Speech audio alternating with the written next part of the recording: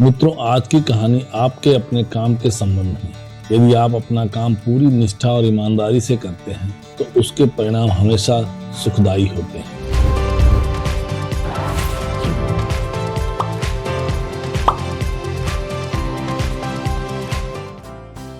एक समय की बात है, एक मछुआरे ने अपनी नाव को पेंट करने के लिए एक पेंटर को काम सौंपा।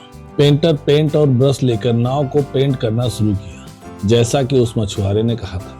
पेंटिंग करते समय पेंटर ने देखा कि नाव की तली में एक छोटा सा छेद है। पेंटर ने उस छेद की मरम्मत कर उस पर पेंट कर दी। जब उसने पेंटिंग पूरी की तो अपनी मजदूरी का पैसा लिया और चला गया। अगले दिन मछुआरा पेंटर के पास आया और उसे एक अच्छी खासी रकम भेंट की, जो पेंटर के काम से कहीं अधिक थी।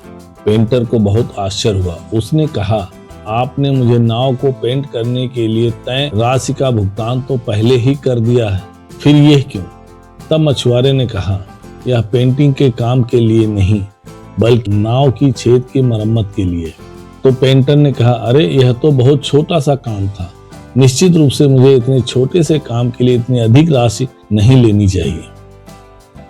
मछुआरे ने कहा, दोस्त तुम समझे नहीं, मैं विस्तार से बताता हूँ। जब मैंने तुमसे नाव को पेंट करने के लिए कहा था तो नाव में छेद के बारे में बताना भूल गया। जब नाव सूख गई तो मेरे बच्चे नाव लेकर मछली पकड़ने के लिए समुद्र में चले गए। वे नहीं जानते थे कि नाव में छेद था और उस समय मैं घर पर भी नहीं था। जब मैं घर वापस लौटा तो पता चला कि बच्चे नाव लेकर चले गए। तब मैं परेशान हो गया क्योंकि मुझे याद आया कि नाव में तो छेद है। किंतु मेरी खुशी की कल्पना करो जब मैंने बच्चों को मछली पकड़कर लौटते देखा। फिर मैंने नाव की जांच की तो पाया कि आपने छेद की मरम्मत बिना बताए ही कर दी थी। अब देखिए, नाव की छेद की मरम्मत आपने बिना बताए की। इस प्रकार आपने मेरे बच्चों की जान बचाई।